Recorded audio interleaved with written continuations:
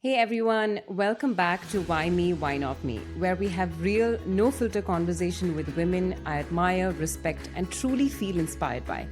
And today's guest, she's not just any guest, she's someone I've known since I was 12 years old. She was my neighbor, my partner in crime, my sister from another mister, Priyanka.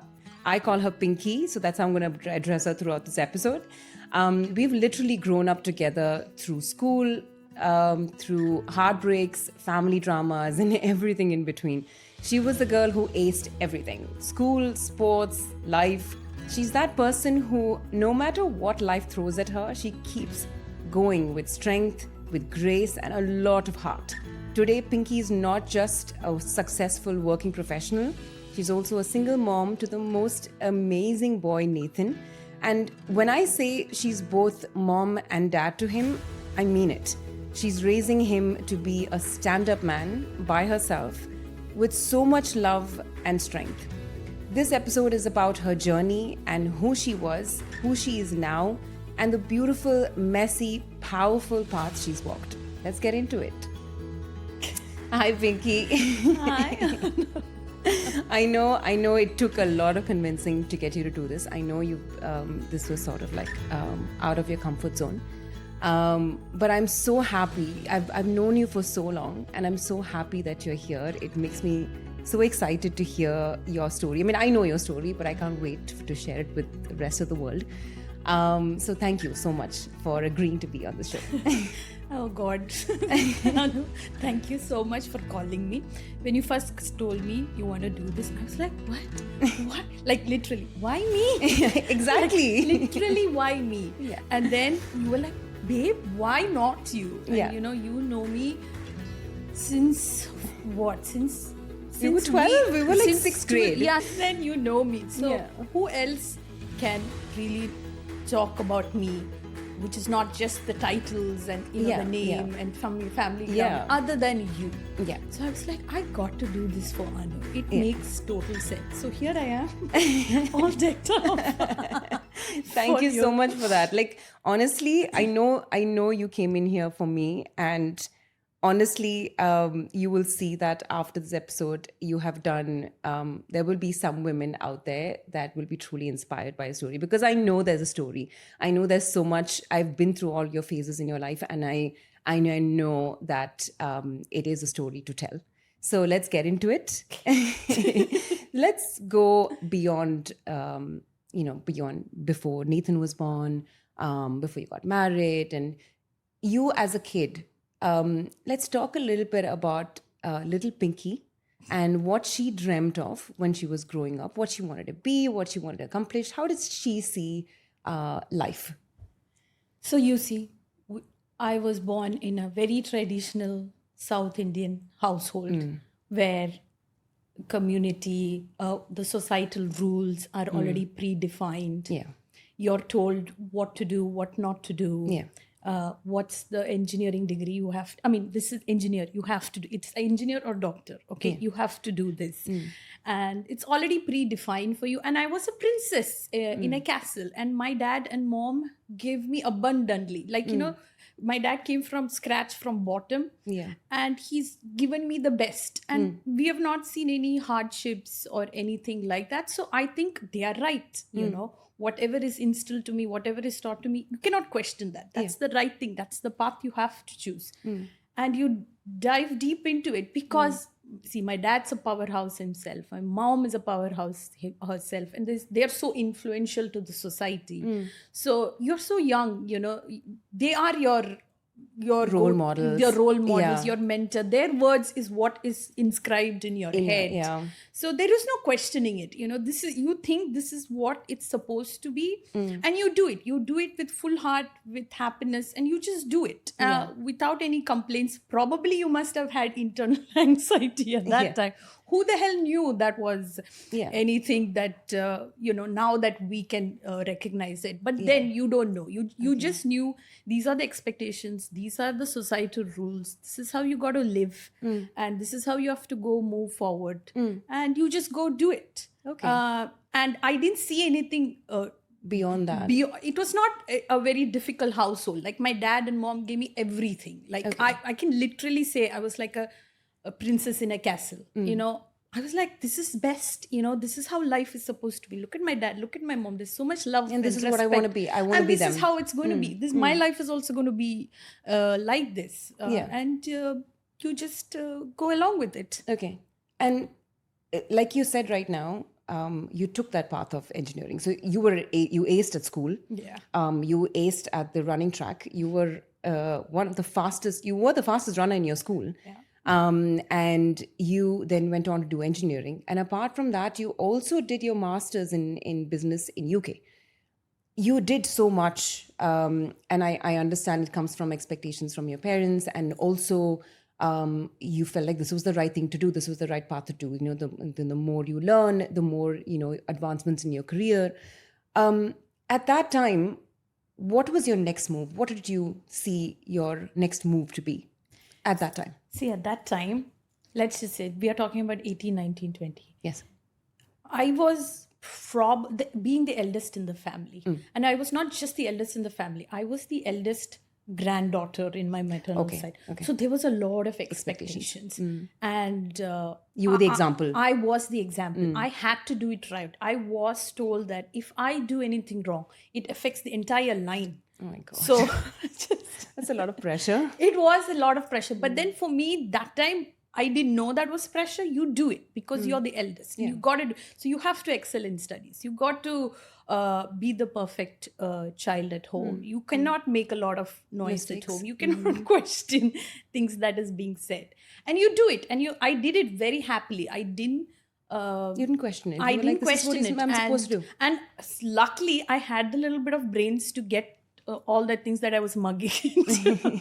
You know, it worked. Okay. It worked. But and one talent of myself, which I discovered myself, is I can run. You know, that's something I didn't know. That just happened accidentally on a sports day. And I realized, damn, I can run. I'm fast. I'm good. So something which I discovered myself about me was this. Like, I'm good in tracks. And I think by 9th grade or something, that was my dream. Like first time I had a dream. I think I had a wish. If you ask me, if somebody secretly asked me, then nobody asked you at that age. But if somebody did, I think I wanted to be the next PT Usha. Really? Yes. Okay. You wanted to go into sports. I always wanted to go into sports. I wanted to be I would always have dreams of me standing in the podium of Olympics and I'm singing Janagana Mana for my country. Like Really? I had these kind of small dreams and I thought they were small dreams, but that was what, you know, in my heart, you can say that I wanted to do. But then, you know, when you're in 10th grade, I was running and my parents encouraged me all on the track till the 9th grade and then came the 10th. And board exams. Board exams. And then they said, you have to keep all this aside. You know, they don't, at that time, even now also in India, it's not very easy to click in that field and excel in that field. It's especially as a woman, right? And yes, my dad and mom also comes from a normal background. They wouldn't know much about it. So they were like, no, you got to do engineering. These are your steps. This is how you got to study, you got to get married. You got to, you know, these are the things that you're supposed to do. So you just got to do. And then how slowly then and there I shoved that, you know, aside. that dream of mine in the side. And then you focused on engineering. Focused on engineering. It was tough. Engineering was really tough. I don't think so I was made for engineering. You know, what I realized is once I keep this dream of mine, I also slowly started shifting unknowingly. Like I didn't know what was happening. So I think there was a slow downturn in me in my academics a little bit. And you, at that time, you're not recognizing all this. The signs. All these signs you're not. So 11th and 12th, I did start, you know, I was in the science then because I have to do engineering. Then I saw I'm struggling with all because of this. you didn't have your whole heart. Yes, in it. my heart was not there. So my struggle with engineering all that started from there, but I did. I did my 4 years. I managed to do pretty decently. I would thank my friend Kavita for that. Oh, yeah. She made sure you sit here, woman. She was very smart and she was very good. So she knew exactly how to guide me. And, I did it.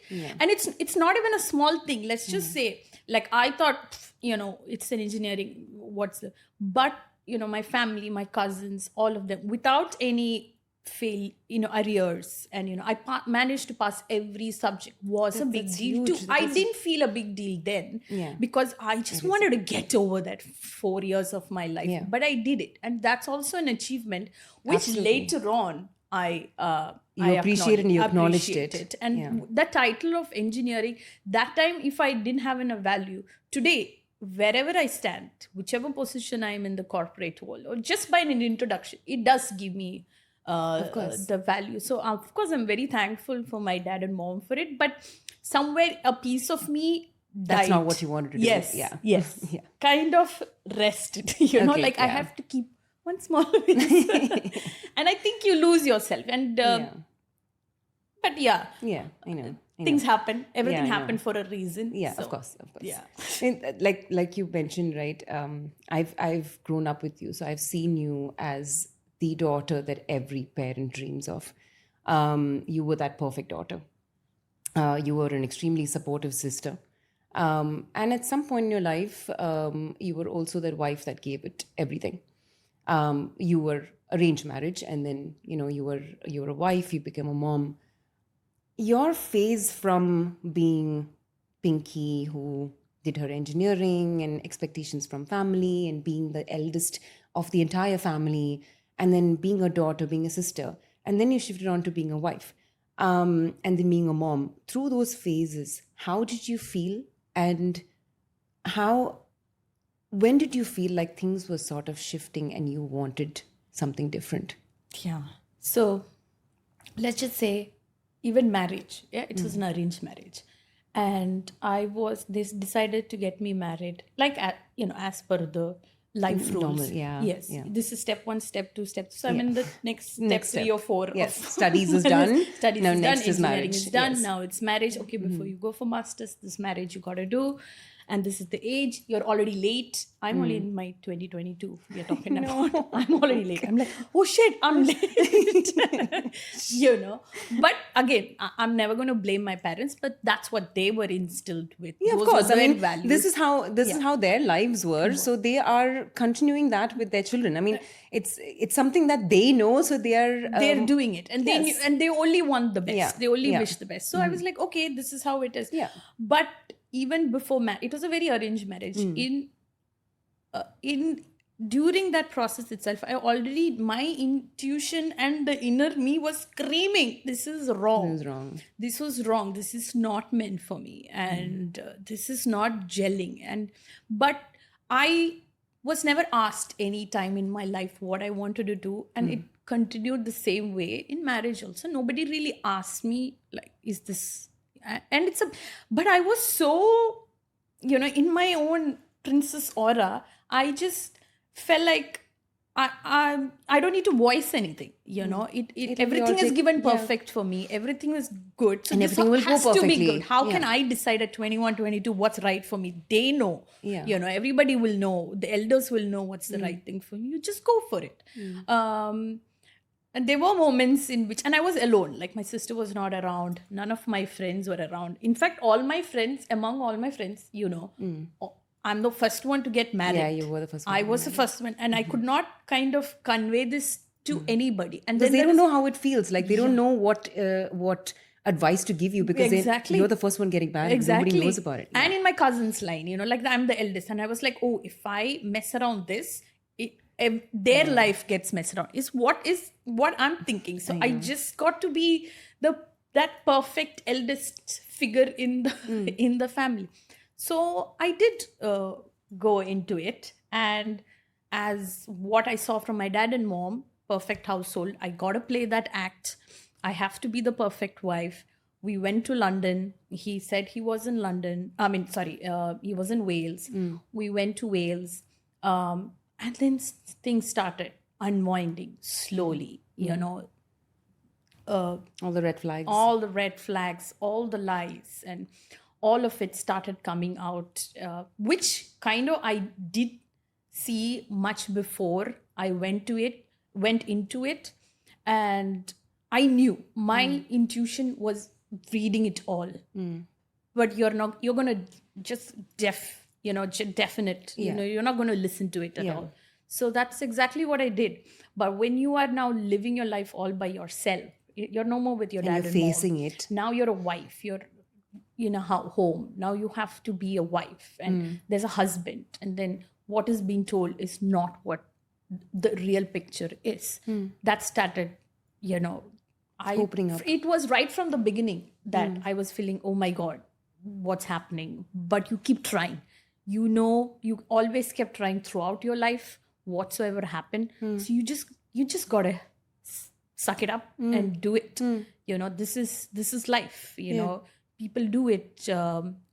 It's going to be hard. Life is always hard. You came out of your castle, so it's going to be hard. So face it and go along with it. And went along with it and played the perfect wife. Gave it all that I would say I gave it all.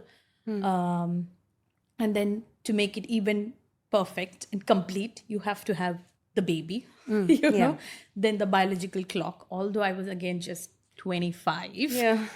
Again, very young. I'm still very young. But I think, okay, now it's time for kids. That's what is being told by everybody around. So you did everything as per the schedule. For the law books. Just because this is the expectation. That's expectation. So I did it. And then I had a beautiful child, my Nathan. And things changed from there. Once you become a mom, then there was no holding me back. I knew I had to come out as the person that I am, because I need to raise a human being. That human being came from me.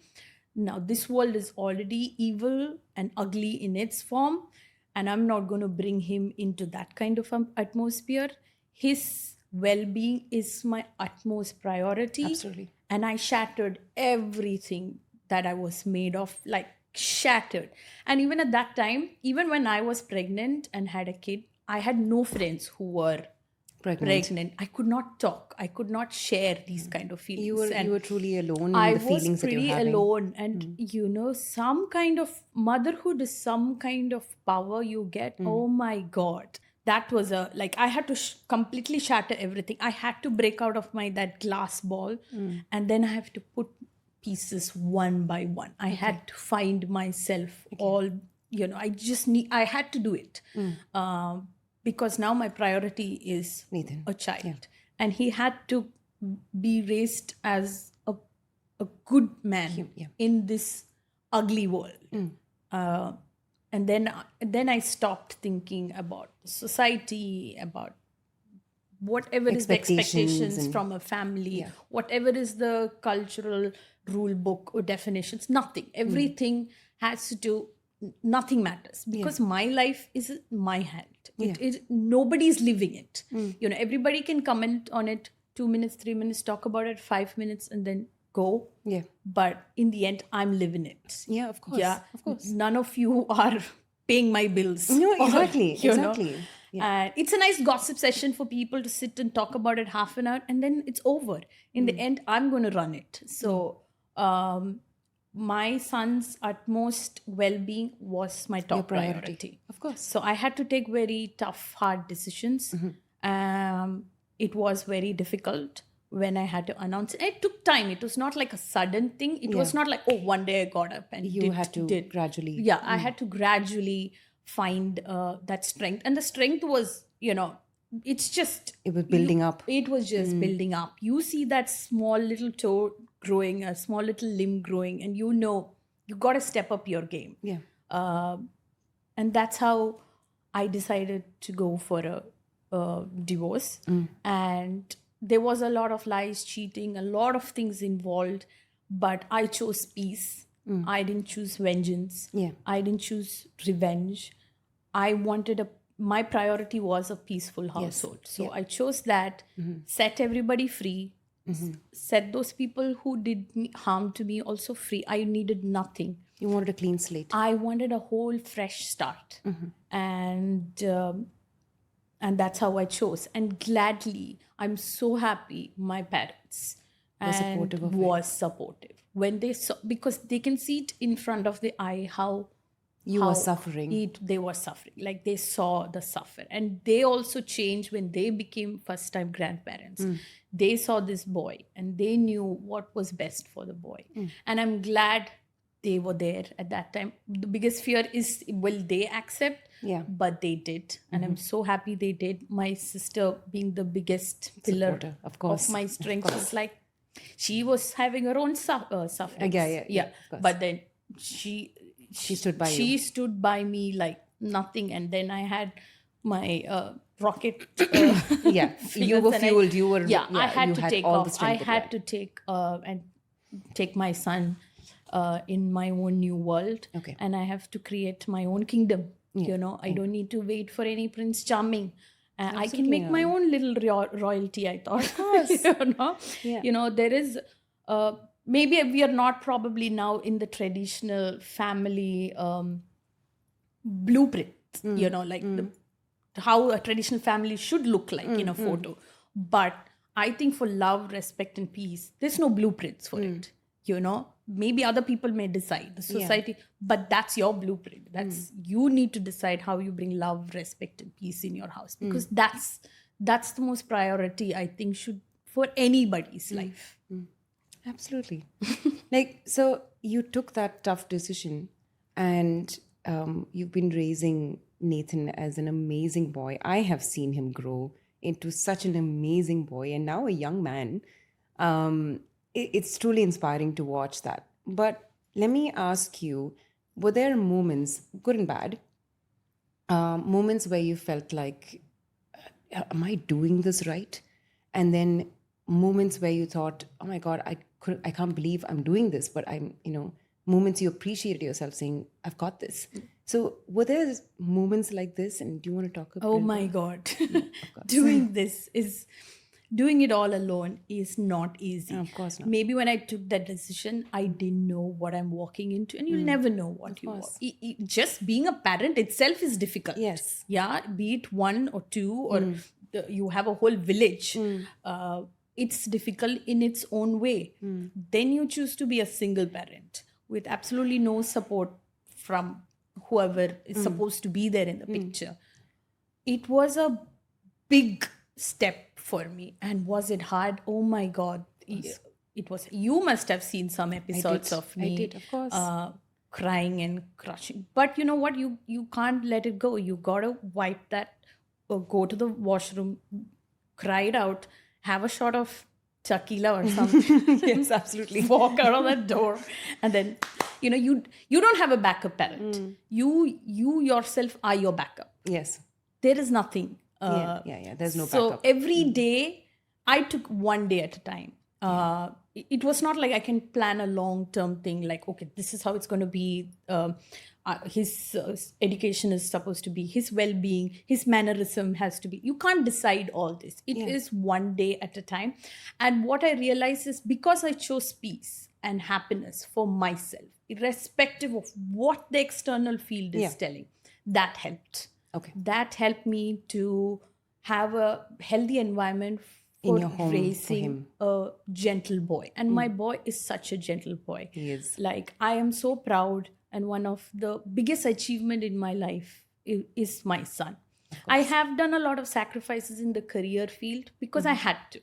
There is a limitation in which I could move in my careers. If you wanted to, already a woman have a tough place growing in the corporate world. So I had to balance a lot of things out. And because he has only one parent back home. So it was tough, but I'm glad I took those steps, because for now, at least, he's now almost 12 and a half, going to be 13. For now, at least, I can say I raised a good soul, You really a did. good boy. And when I hear it from others, when I hear it from his teachers, when I hear it from his Sunday class teachers, and the amount of empathy he already have, the amount of maturity he already have. Absolutely. And he's very sensitive. he's very much in check with emotions. Maybe not a very expressive, something which I'm trying to work on with something that I need to work on myself too. But and we can have open conversation. I've been having that's so open. important. It's so lovely. We can do that. He's my partner in crime. Of You know, course. if I dress up and I go to him and he gives me like, I know it's bad. And then sometimes he's like, Mom. And then I was like, when he says, Mom, this is good. And I feel like queen. When that's so I get his stamp good to go, Yeah. I'm done. That's amazing. And he's very clear. He's very honest that way. If it is bad, it's bad. Yeah. He's like your friend. He's not just your son. He's like Yeah. he's your best friend that tells you, no, girl, this is not working on you. Yeah. Try something else. I mean, Yeah. that's not That's- it's very rare. I hope it's rare. I mean, I hope it stays like this. And he is a friend. Like, sometimes some conversations we have It's very mature. is very mature. And he will give me some pointers out of nowhere. Like, I'm just flipping on the phone. And then he was like, Mom, do it like this. Take it easy. Take your time. And I'm like, what? You're just 10. Talk like a 10-year-old. Talk like a 10-year-old. But he's so mature and he's turned out to be a very beautiful man. And so I know somewhere I'm doing something right. Absolutely. And Absolutely. you are going to make a mistakes. I'm sure I've made a lot of hasn't? mistakes. There are some days you're going to crash, and there are some, you have your generational trauma also that you have to deal with. That's there. So when a difficult moment is there, suddenly maybe your brain is not ready to like recognize, oh, this is not the right thing to do. This is the thinking of what happened, how you were. Yes. You're trying to avoid being that to your son. Yes.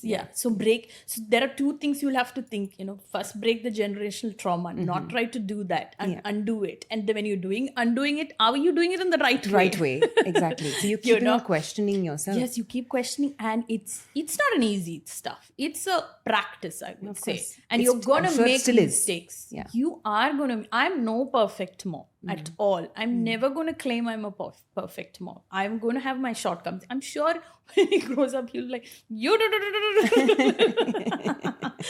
said all this thing. Yeah, and let him have a kid after that, and then he'll be like, Mom, you were the best. Yes. I'm sure he'll come back at 25. Yes. One girl breaks his heart. He was like, Mom, you were the best. I know, you were so right. You were so right.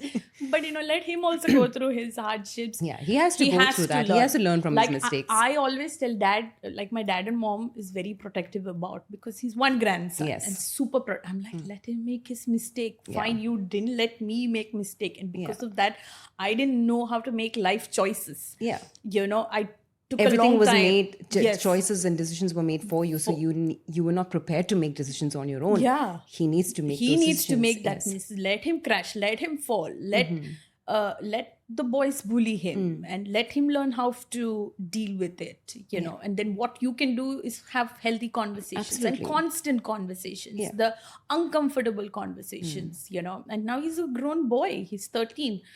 His hormones are changing. Yeah, of course. Yeah. Testosterone are shooting. I know. Your personality changes with that too. Yeah, mood swings are coming. So, and worst is he's having two teenage hormones and you're in perimenopause. Not a good combination. Not a good time. Not at all. So, wow, okay. Yes. I need to bring a bottle of tequila to your house more often. I swear. So it's a tough time, but you got no choice. You got to do it. And just that you have to surround yourself. What's another important thing is you got to surround yourself with people who are positive. If it is negative, get rid of them. Absolutely. Yeah, you have to. Be it even if it's an elder, or even if it's a bad friend, or even if it's a colleague, get rid of it. You don't need bad energies. You don't need to please anybody. You don't need to make everybody happy. You got to make yourself happy, and that's it. You are your own lover. You are your own partner. Yeah. And that's how it is. Yeah, and absolutely. Try to be healthy when you're 40. doing it. Absolutely. Like this takes me to the fact that you still are the life of the party. I mean, I don't think there's anyone out there who would disagree with me. And you have been for the longest time. Before Nathan, after Nathan, you were the life of the party. But what I want to know is when you decided to raise Nathan on your own, at some point you may have lost that part of yourself. When was it that you sort of found that girl again? Yeah, see, like I said before, you have to. I know I have a wild spark in me. I think it was always in me. Yeah, and I always. think that my parents also recognized that in some way. And that's why they said, you stay here. This is your home. This is No. Yes, this one can take off next level. I have the wild child spark in me. I love enjoying every moment in life. Yeah. And I love that about you. Yeah. Some next days when I see my videos, I'll be like, what? What did I do? But you know what? You have to live each moment. Yeah. You have to. Tomorrow is not promised. You know, you gotta live this. Sometimes I'll drag myself there, and then takes me a minute. Yeah. And then waka. Yes. But you gotta celebrate life. Yeah. And I did lose myself initially because I'm still trying to figure out of course. how I'm going to do this by myself. I had to move out from my parental home, start, finding my own home, climb my corporate ladder, still Focus on make Nathan, sure yeah. healthy food is served for my son, his classes, his sports activities, extra, everything is to be, and be in check of my mental health. Yes. It was, there is, sometimes when you have two parents, you can do the bad cop, good cop game. There is no good cop, bad cop. I am the bad cop, I'm the good cop. Yeah, exactly. Here you have to play several roles all by yourself. All by yourself. Yeah. And I was not perfect in the beginning, but in course of time, I learned you have to you make a lot of mistakes, but you have to learn. You got to do this for yourself. If you have to raise a child healthy, you got to be healthy for yourself. Yes, absolutely. Absolutely. You got to, if you need a happy child, you have to be happy from within. You have to be healthy from within. I'm not talking just healthy on the body form. I'm talking about healthy by soul, mentally, by mind. Yeah. You have to be, and you have to believe that you can do this. Yeah, and that you deserve it. I never thought I can do any of this. I was never given a choice to think much before. And now I have to think for everything, paying the rent, paying the car, paying the bills, having all the conflicts in life, and raise a child, So you just... That's a lot. But you know what? If you think it's easy and you can do it, don't think it's easy, but you think that you really can yourself. Do it. Yeah. There's nothing in the world that you can't say no to. Yeah. Just give it a try. You'll fail. Okay, do it again. Maybe the second time you'll fail again. Keep trying it. Somewhere something is going to click. Yeah. And that's how you get it done. And in the end, you get it done. Yeah. And even if it's a small achievement, something you do in an office, making a big Excel sheet with lots of formulas, and you've done it. Nobody's going to see it, but you have done it. Congratulate yourself. Yeah, exactly. Go put that music and dance. Celebrate your each small, tiny wins. When my son is praised by a catechism teacher, it's a big moment for me. It is. Of course it is. Like he's a reflection of who you are. Yeah. So just your each achievements, just enjoy, and even actually your each failures, bloody enjoy. Yeah, absolutely. Take it because you have tried. There are a lot of people who's not trying, but you're freaking even trying. If you failed, you tried. That is an accomplishment. Yes, itself. And there is a fear. Yeah. There is always a fear for me to do anything new. Even just this podcast. Yeah. Yeah. But I'm glad I came and did this. Yeah. And maybe for some people it's a big thing, for some people it's not a big thing, but damn, this is a big thing. And we are going to celebrate. Absolutely. We are going to celebrate this right after this. So that's what you got to do. You just, and I don't take it in a long-term plan. Do it one day at a time. Yeah. Yeah. start somewhere, right? Yeah, start somewhere. Yeah, So absolutely. Honestly, like you just mentioned about how so much that's going on in your life. Like we've gone through all of it.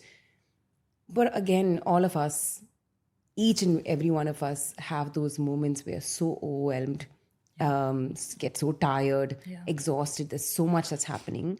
But then we also have those little things that we do for ourselves. Something that helps us reset, breathe, and come back to yourself. It could be a hobby, it could be something small that you do, but you do it for yourself. yeah. Is there something like that for you? So what I've realized is whenever I'm in a tense moment, or if I'm very happy also, and there's usually I don't have a lot of people around, it's what I do is put on some music, and I love dancing. Oh, nice. I think that's the way I express a lot of things about me. I think I did that from childhood also. Like I would close Yes, I myself remember. in bathrooms, I would close myself anywhere. And even when we were jumping kids, kitchen, this thing, we were in a room, we were just dancing with you and your brothers. We were always dancing whenever we had the time. So Absolutely. I love dancing. I'm not the greatest dancer, but I just love dancing. That is not true. She is an amazing dancer. I don't know what she's talking about, but yeah. Maybe I'll put a clip of your dancing in between. You've seen all kinds of dances. Yes, the appropriate ones. But that's one of the things that I do. Then also talking to a lot of people who always hype you up. It's necessary to have that kind of positive people. Like you are so positive. If I am down and I pick up your call or just say, Anu, come on, let's just do this. And maybe just a half an hour with you pumps me up. Like, and there really? are, yeah, there are, what I realized is when I come to you, I've crashed in front of you. Yeah. I've not done that with others. So you need to have your person, and you are one of that. Kavita is one of that. My sister, Of course. she's my all. Honestly, she is. I know. Yeah, she's my mine first as child. well. Yeah. She was my first child, but now she's my mother, I would say. Like she's so, I think, a mentor for all of us. she is. She's the most Zen person I've ever met in my life. She's been through a lot, but she is the most Zen person. So zen. She takes it all like Nothing really. She's very matured. Very She's mature. very focused. Yeah. So even sitting with her, even if it's a banter, even if it's ugly banter, it helps sometimes. And she's that person. Maybe I can have an ugly banter, like we both. So you need to have those kind of, and you have healthy in a different point of your life. You meet a lot of different people. They bring in good, they bring in bad. But I swear you should only count all the goods, and you should just count all the lessons you learn. There is no bad. It's always a lesson. And lessons are a good thing to Lessons are, if you say it's bad and you go in this victim slide, like, oh my God, why is this happening to me? Don't do that. Maybe you can give a moment of going down there, but then pick yourself. Don't go down the road of and then victimizing get stuck in yourself. there. Why am I stuck here? Why is this happening to me? If you do that, you're gonna spiral down that road. You gotta say, oh, I'm gonna get, manifestation is real. You gotta say, I'm gonna reach there. I'm gonna get better. These things are gonna go away. And you decide a timeline. By this time, I'm gonna do this. Whatever you have failed, it's going to get better, and you got to believe in it, and you have to keep positive energy around you, and it works. So like you just spoke about manifestation, and that brings me to my next question for you. Like I know you still have your dreams and your aspirations. I want to know what do you see for your future, not just as Nathan's mom, but for you. What do you see your future as? Me? Now that you don't have, you don't listen to those expectations or anything, but I'm sure there is something on your mind. There is something. There are small dreams, not maybe big for others, but I have small dreams. Okay. Start something myself. Instead of just doing the 9-to-5 corporate job, can I get into the entrepreneurial side? Travel a lot for sure. I want to see more, experience life more, see different sides of humanity, which maybe you don't see when you're in this world. Like, but in time. And of course, my son's future right now is my priority. And then even even if it's in the corporate world, now that he's growing up, maybe I can step up, and there are some things that now I can focus on, and and health. Okay, this I have sidetracked myself. Something when now just few days back I turned 40, so I want to concentrate more on that. On your health, yeah. That's something I have not paid a lot of attention to. I didn't have the right time or the right resources. It's hard, it's difficult sometimes. Of course it is. Yeah. But now I realize I need to prioritize that. And I need to keep only healthy, positive things around. Okay. That's my small dreams. Yeah. No, those are amazing dreams to have, and very achievable dreams as well. Yeah. Okay. So now let me ask you, this is my final question for you. If there are women out there, there are so many women out there who are in the same phase as you are in, raising children on their own. There may be also women who are just starting out on that journey. What would you tell a woman, again, in the same phase, or if it's not even a single mom, but a woman who's starting out on her own? Yeah.